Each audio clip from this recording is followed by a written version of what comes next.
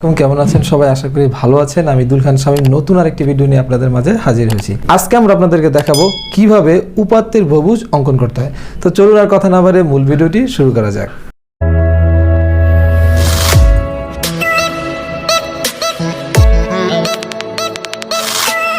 শ্রেণীব্যক্তি এবং গণসংখ্যা এটা প্রশ্নেই দেওয়া থাকবে। আপনার প্রথম কাজটা হলো আপনি মধ্যমানটা বের করে নেবেন। মধ্যমান কীভাবে বের করতে হয়? নিম্নমান উচ্চমান যোগ করে 2 দিয়ে ভাগ দিলে কি মধ্যমান বের হয়ে যায়। আর প্রথম আর দ্বিতীয় শ্রেণীর মধ্যমান বের করলে কি পরেরগুলো বের করা মানে ক্যালকুলেটর লাগে না, ক্যালকুলেটর ছাড়াই কি বের করা যায়, যে ডিফারেন্স কত 6 করে।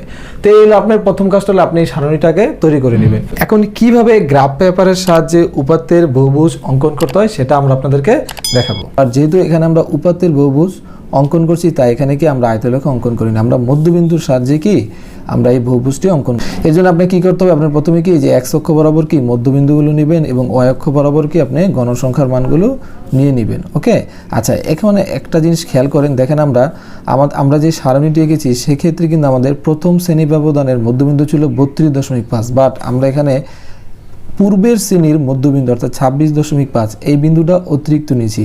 একইভাবে দেখবেন আমাদের সারণীর শেষ শ্রেণী ব্যবধানের মধ্যবিন্দু ছিল 62.5, কিন্তু আমরা অতিরিক্ত পরের শ্রেণীর মধ্যবিন্দু 68.5টা কি নিয়ে নিয়েছি। এখন অনেকেরই মনে প্রশ্ন যে 26.5 এবং 68.5 কেন নিলাম? আচ্ছা, এটা কেন নিয়েছি এটা আমরা আমাদের ভিডিওর শেষে বলবো, এখন বলে আপনারা বুঝবেন না, ভিডিওর শেষে আমরা চিত্রটি অঙ্কন করার পর বলবো। আরেকটা কথা যে এই 26.5 কীভাবে নিলাম? আপনার প্রত্যেকটি শ্রেণী ব্যবধান কত 6 করে, তাহলে 32.5 থেকে 6 যদি বিয়োগ দেন তাহলে আসে কত 26.5।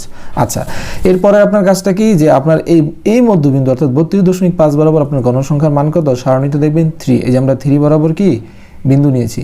আরেকটা কথা, এক্ষেত্রে যেহেতু শ্রেণী ব্যবধান কম তাই আমরা x অক্ষ বরাবর 1 ঘর সমান 1 একক এবং y অক্ষ বরাবর কি অর্থাৎ গণসংখ্যা বরাবরও কি আমরা প্রতি ঘরকে 1 একক করে ধরে নিয়েছি। ঠিক এইভাবে এই নিয়ম অনুসরণ করে আপনি 38.5 বরাবর আমার এই যে সারণীটা আমরা এঁকেছি সেই সারণীতে গণসংখ্যার মান ছিল 10, তাই আমরা 10 বরাবর বিন্দু নিয়েছি।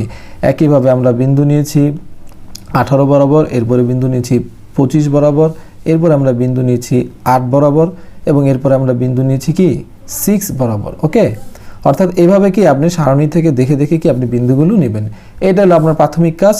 ওকে, এরপর আপনার কাজটা কি, আপনি যে বিন্দুগুলো নিয়েছেন এই বিন্দুগুলো আপনি একটি স্কেলের সাহায্যে অবশ্যই আপনি স্কেলের সাহায্যে কি বিন্দুগুলো যোগ করবেন। ঠিক আছে, স্কেল ছাড়া যোগ করবেন না, তাহলে কিন্তু রেখাগুলো এলোমেলো বক্ররেখা হয়ে যাবে। ঠিক আছে, মানে এলোমেলো হয়ে যাবে। এই রেখাগুলো দেখতে পাচ্ছেন আমরা একদম স্মুথ এবং সমান আছে, কারণ আমরা এগুলো স্কেল দিয়ে যোগ করেছি, আপনারাও স্কেল দিয়ে যোগ করবেন।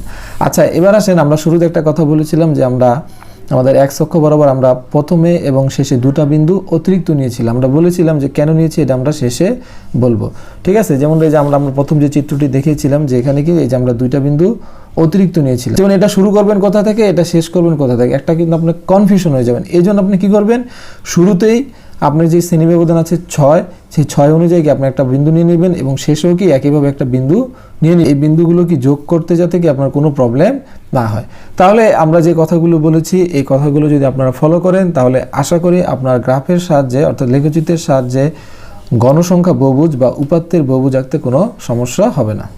এই ছিল আজকের ভিডিও। যদি ভিডিওটি ভালো লেগে থাকে তাহলে আমাদের ভিডিওটি লাইক করতে পারেন এবং চ্যানেলে নতুন হয়ে থাকলে অবশ্যই আমাদের চ্যানেলটি সাবস্ক্রাইব করে পাশে থাকা বেল আইকনে প্রেস করে রাখবেন, যাতে আমাদের চ্যানেলের সব আপডেটগুলো সবার আগে আপনি পেয়ে যান। আর যদি ইতিমধ্যে আমাদের চ্যানেলটি আপনি সাবস্ক্রাইব করে থাকেন তাহলে আপনার প্রতি রইল হাজারো শুকরিয়া। সুস্থ থাকবেন, ভালো থাকবেন, আল্লাহ হাফেজ।